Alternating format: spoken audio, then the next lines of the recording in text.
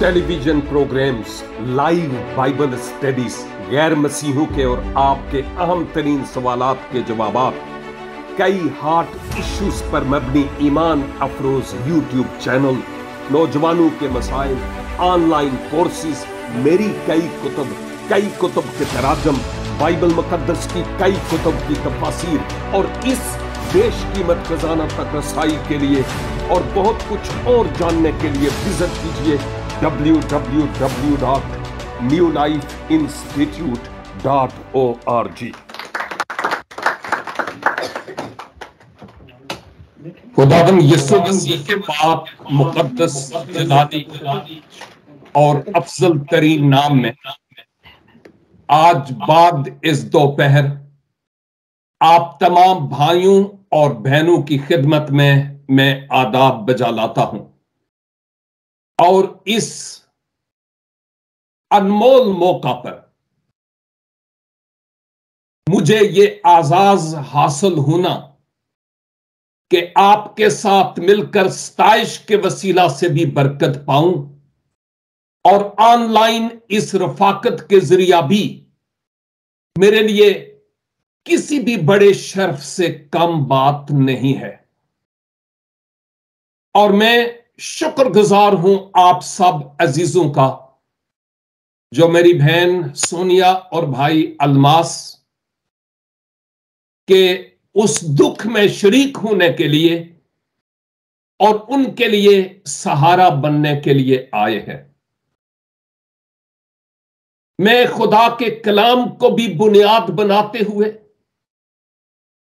मुकद्दसीन की जिंदगी को भी देखते हुए और अपने माजी पर भी निगाह दौड़ाते हुए इस बात का इकरार करता चलूं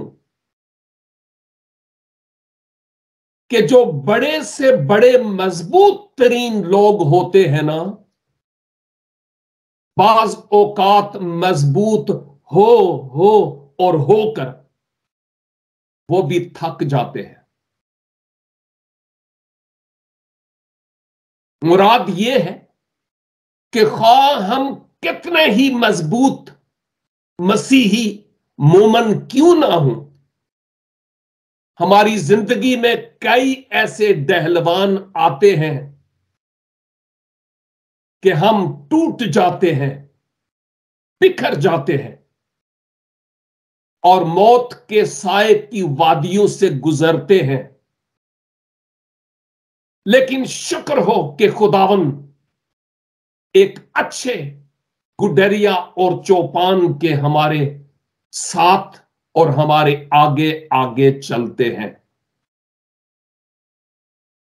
किताबे मुकद्दस में मुझे बहुत से ऐसे वाकयात और हवाला जात नजर आते हैं जो मेरे मुताले से गुजरे, जिनमें आज के इस दिन के पस मंजर के एतबार से हमारे लिए काफी हौसला अफजा बातें हैं। लेकिन यह भी बात है कि जब हम टूटते हैं तो अक्सर औकात हम उस टूटपन में, शिकस्ता हाली में एक उम्मीद पर कायम होते हैं कि हमारे लिए फिर भी एक उम्मीद है। किताबे मुकद्दस में जब मैं सैमुएल की पहली किताब पढ़ता हूं और उसके 20 बाब में, यूं तो 18वें बाब से दास्तान चलती है, लेकिन मुख्तसर ये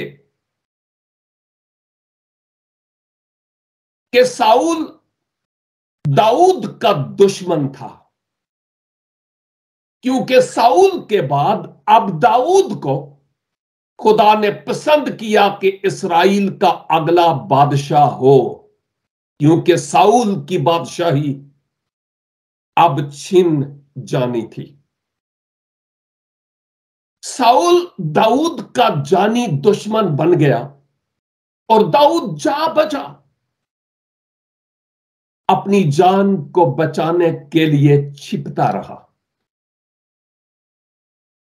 लेकिन एक बड़ी बात यह है कि साउल ही का फर्जंद योनातान दाऊद को बहुत प्यार करता था, दिल से प्यार करता था, और उन्होंने एक दूसरे के लिए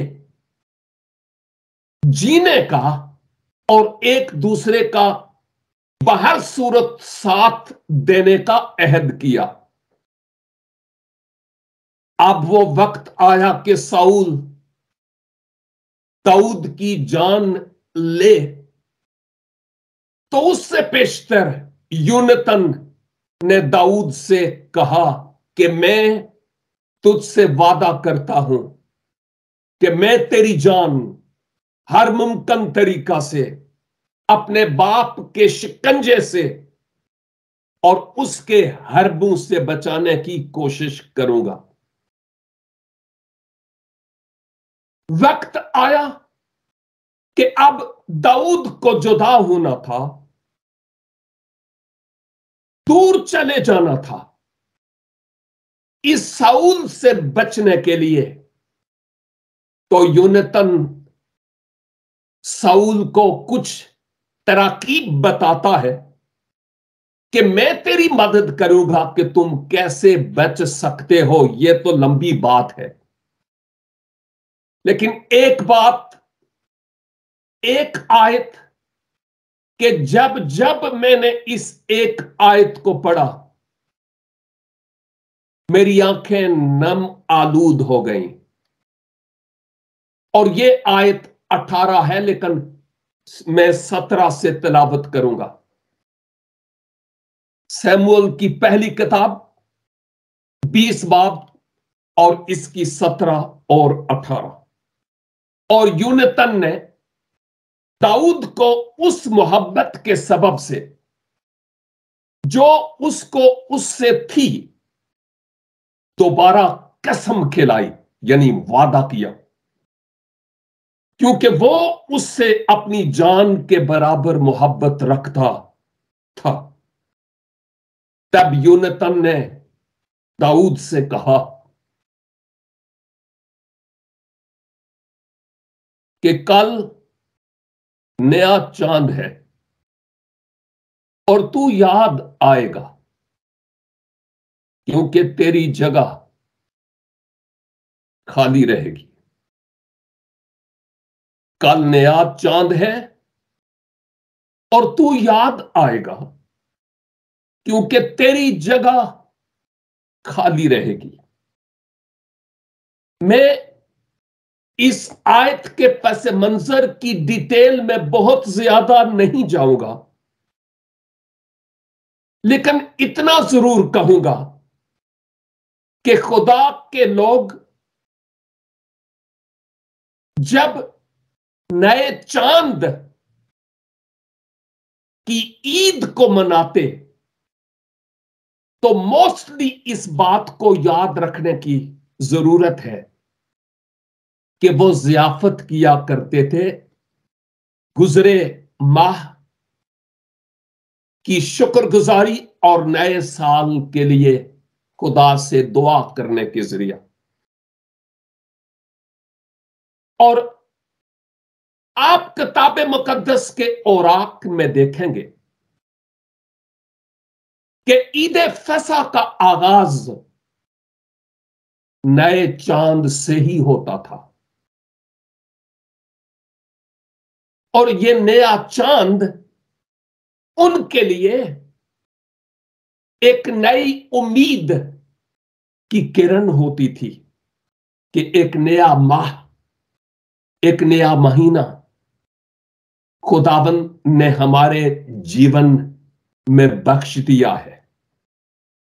और यह कोई आम दिन नहीं होता था जब नया चांद उनको नजर आता था। बादशाह के हुजूर यानी साउल के हुजूर उसके दरबार में एक बहुत बड़ी जियाफत होने को थी और उसी का बेटा योनातान अपने महबूब दोस्त दाऊद से यह कहता है कि कल नया चांद है, यानी एक बड़े खूबसूरत दिन का आगाज, जियाफत होगी, लेकिन तू वहां नहीं होगा, तू याद आएगा, तेरी जगह खाली होगी। मैं सोचता हूं कि मौत एक अटल हकीकत है और हर बशर की जिंदगी में जल्द या बदेर इसको आना ही है। और खा हम कितने ही स्ट्रांग और मजबूत क्यों ना हो, एक ना एक दिन हमें इसके आगे घुटने टेकने ही पड़ते हैं। हर बशर को लुकमाए अजल होना है और इस मौत के प्याले को नोश करना ही करना है। जैसे हमारे बुजुर्ग इस दुनिया से गए, हम जितने इस वक्त इस इबादत में शरीक हैं, पॉसिबल है कि हमारे भी अजीजो अकरबा माजिए रफ्ता में हमसे इसी तरह दूर चले गए जैसे कोई छीन कर ले जाता है, और उसके बाद हमारे जिगर पर ऐसे कारी जख्म लगते हैं जो बंदूक के सहारा देने से, अगरचे हम बंदूक के सहारे के लिए ममनून हैं, लेकिन वो जख्म भरते नहीं हैं। मेरी भाभी, मैं यूं कहूंगा कि उसने मुझे पाला, बीमार हुई और अचानक इस दुनिया से चली गई। वो मेरी अभी हम ईमान भी नहीं थी, लेकिन एक ब्लड का रिश्ता तो था। मैं टूट गया क्योंकि अभी अभी तो उससे मेरी ऑनलाइन 25 बरस के बाद मुलाकात हुई थी, और अब मेरी भतीजी, उसी की बेटी, जब भी मुझे कॉल करती है और जब कभी वो अपनी मां की कोई बात करे कि ये सूट मेरी मां ने मुझे दिया था, मैं फौरन उसको कहता हूं प्लीज अपनी मां के बारे में बात नहीं करो। क्यों? क्योंकि मैं टूट जाता हूं। जब मैं इस कलाम पर सोच रहा था तो मैं अपने किचन में था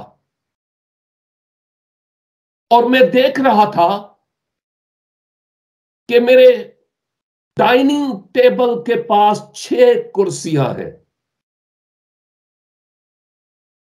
और मैं एक पर बैठा हुआ हूं, और जो बाकी 5 कुर्सियां हैं वो खाली हैं। एक मेरी बेटी और उसके शोहर के लिए, एक मेरे बेटे और उसकी बीवी के लिए, और एक मेरे शरीके हयात के लिए,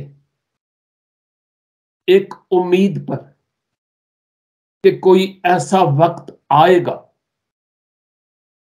कि हम इकट्ठे होंगे। इस जमीन पर ऐसा ही है।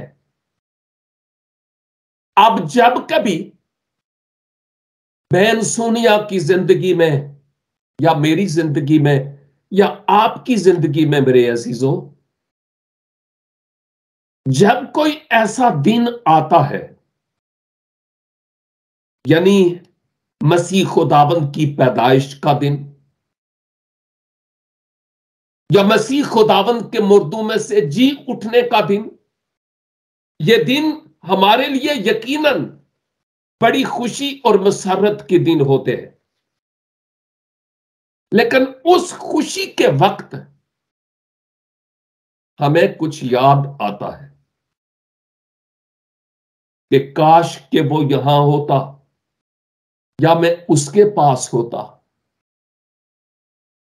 लेकिन वो है नहीं।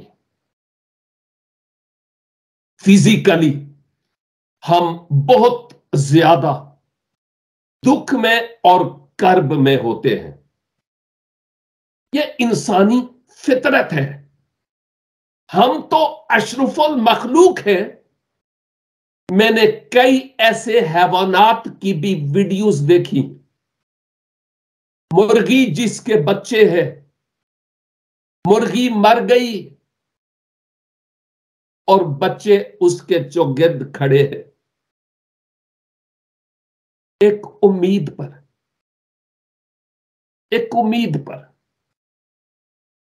और मेरे अजीज भाइयों और बहनों, इस जिंदगी का चिराग तो आज या कल गुल होना ही है, खा कैसे ही क्यों ना हो।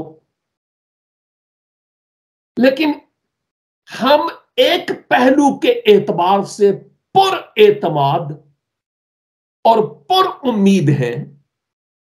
जब हम उस उम्मीद की तरफ देखते हैं तो फिर हमारे आंसू पूछे जाते हैं, फिर हमारे जख्मों पर मसीहा के लहू की मरहम लगती है, फिर हम तसल्ली और इत्मीनान पाते हैं।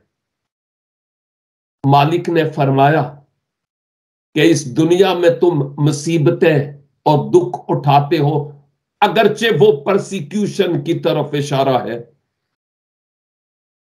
लेकिन फरमाया कि याद रखो कि मैं इस दुनिया पर गालिब आया हूं। सदाकत तो यह है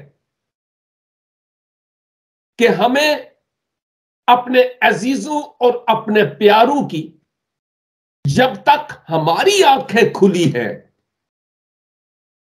जब तक हमारी पल्स चलती और दिल की धड़कनें कायम है और सांसों की डोरी टूटती नहीं, उस वक्त तक तो हम उनकी सीट खाली पाएंगे, आंखें अश्क बार होंगी। लेकिन एक उम्मीद खुदा के लोगों के पास है, वो जो मसीह यस्सु पर ईमान रखते हैं। और वो उम्मीद ये है कि हम जो मसीह में होकर इस दुनिया से जाते हैं, पौलुस रसूल थिस्सलुनीके की कलीसिया को लिखते हुए फरमाते हैं कि हम ना उम्मीद नहीं है, हम पर उम्मीद हैं। इसलिए कि खुदावंद यीशु मसीह अपने वादे और अपने कौल के मुवाफिक नरसिंगा फूंका जाने वाला है, और वो बादलों पर आने वाले हैं अपने लोगों को जिनके दिल उनके दिल के साथ मिलकर धड़कते हैं, अपने साथ लेकर जाने के लिए। मसीह खुदावंद जब आसमान पर जाने लगे, अपने शागिर्दों को आपने बहुत सी नसीहतें की और फरमाया कि मैं जाता हूं, और शागिर्द लगता है कि अपने दिल में सोचने लगे कि अब क्या होगा। लेकिन मसीह यस्सु ने उनसे कहा, तुम्हारा दिल ना घबराए। मैं पहले भी किसी वक्त कह चुका हूं कि जब मैं पहली बार घर से स्वीडन आया तो वो समा मेरे लिए भी और मेरी फैमिली के लिए भी इजी नहीं था। और मेरी बेटी रो रही थी और मैं उनके सामने नहीं, बाद में अब तक जब भी मैं उनकी बाबत सोचता हूं मैं बिखर जाता हूं। लेकिन मैं ये कह रहा था कि बेटा मैं वापस आऊंगा। इवन जब वो छोटी सी थी, मैं दरवाजे से बाहर निकलता तो वो मेरे पीछे आती कि मुझे अपने साथ ले जाओ। लेकिन मैं उसको ये कहता नहीं, लेकिन जब मैं आऊंगा तो तुम्हारे लिए चीजी लेकर आऊंगा। शायद आपके बच्चे भी कभी ऐसे करते हुए हों, शायद अब भी करते हों। खुदावंद यीशु मसीह के शागिर्द कुछ इसी तरह महसूस कर रहे थे, लेकिन मालिक ने कहा ना, तुम्हारा दिल ना घबराए, मैं जाता हूं ताकि तुम्हारे लिए जगह तैयार करूं और फिर आऊंगा और तुम्हें अपने साथ लेकर जाऊंगा ताकि जहां मैं हूं वहां तुम भी हो। मेरा जाना तुम्हारे लिए बेफायदा और बेसूद नहीं है। और हमारे पास अब यह उम्मीद है कि मसीह यीशु आलमी हालात और वाकयात के मुताबिक कलाम मुकद्दस की नबुवतों और पेशनगोइयों की तकमील के मुताबिक अब बहुत जल्द बादलों पर आने को है, अपनी कलीसिया को, अपनी दुल्हन को अपने साथ आसमान पर ले जाने के लिए। मसीही मोमिनीन के पास एक जिंदा उम्मीद है और हम उस उम्मीद पर कायम हैं। जब मैं मसीही मोमिनीन कहता हूं तो इससे मुराद डिनोमिनेशनल मसीहों की बात नहीं कर रहा हूं। फला मिशन, फला मिशन, फला मिशन, फला फला फला फला ना, वो अपनी जगहों पर मैं भी दुरुस्त हूं, लेकिन मैं उनकी बात नहीं कर रहा। मैं हर उस इंडिविजुअल इनफरादी शख्सियत की बात करता हूं जिसने अपने गुनाहों का इकरार करके खुदा की तरफ से नजात के इंतजाम को जो मसीह यस्सु के वसीला से सलीबे कलवरी पर हुआ है उसको कबूल किया और फिर मसीह की फर्माबरदारी में अपनी जिंदगी गुजारता और गुजारती है। रूह का फल उसकी जिंदगी से नजर आता है। मसीह यस्सु आ रहे हैं उसको अपने पास, अपने यहां ले जाने के लिए। और वो वक्त दूर नहीं कि वो जो मसीह में होकर इस दुनिया से गए, हकीकत तो यह है कि वो मरे नहीं है। कई बार मुझसे ये बात सुनी होगी। अपनी जात के बारे में मैं कहता हूं कि मैं मरूंगा नहीं, मैं मसीह यस्सु में सो जाऊंगा। मरते तो वो हैं जो मसीह के बगैर हैं, जो मसीह में है वो मसीह में सो रहे होते हैं।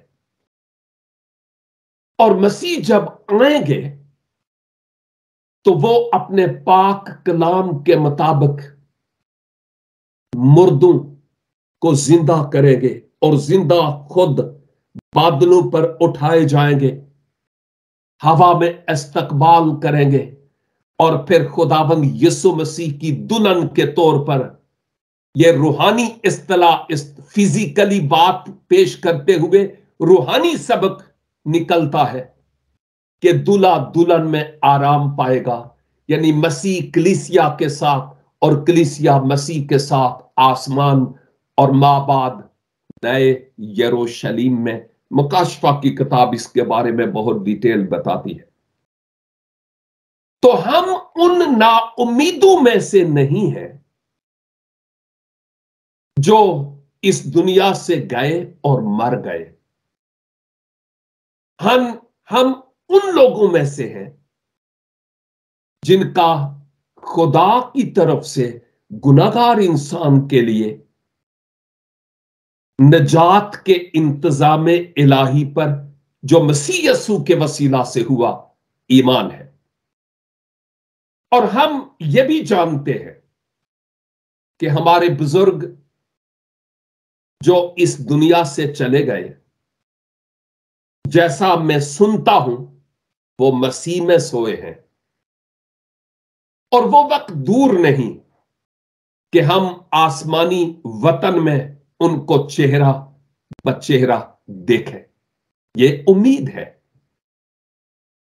शुरू में मैंने कहा, जब हमें कोई इस तरह की चोट लगती है, कोई हमारा अजीज हमसे दूर चला जाता है, हम एकदम टूट जाते हैं। लेकिन फिर खुदाबंद हमारा सर उठाते हैं और कहते हैं, ना ना ना ना, मैं अपना इत्मीनान तुझे दिए जाता हूं जो दुनिया नहीं देती। और मेरे अजीज भाइयों और बहनों, हम जो खुदावंद यीशु मसीह में हैं, हमारे पास एक जिंदा उम्मीद है। मुझे अफसोस है कि मेरी एक सबसे बड़ी बहन, मेरी भाभी, मेरा वालिद, मेरी वालदा मसीह के बगैर इस दुनिया से गए। मैं उनको नहीं देख पाऊंगा, कभी भी नहीं।